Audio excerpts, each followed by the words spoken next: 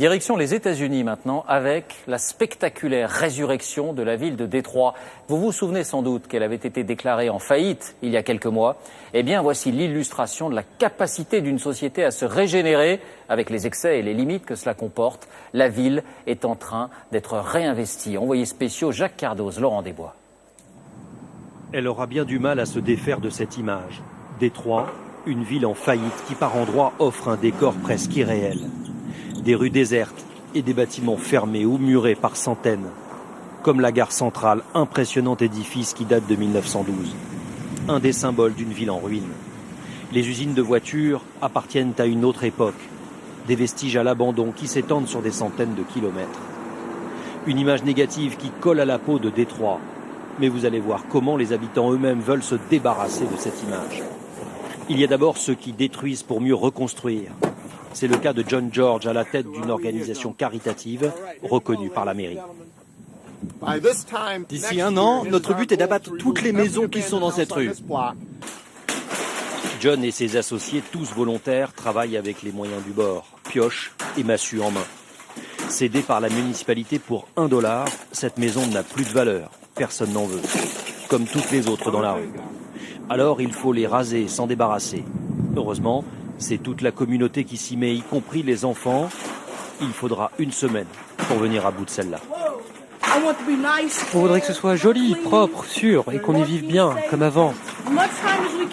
Moi, je viens tous les samedis, dès que j'ai du temps libre.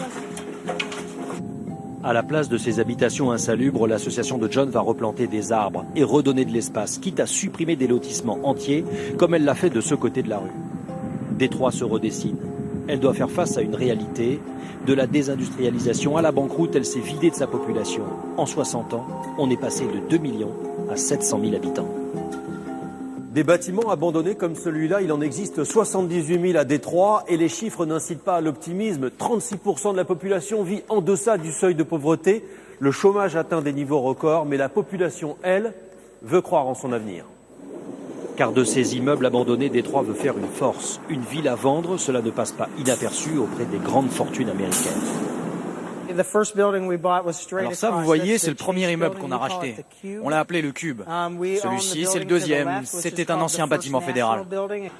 Cet homme au chapeau, c'est Bruce Schwartz, le numéro 2 d'un groupe qui a déjà racheté 40 immeubles à Détroit.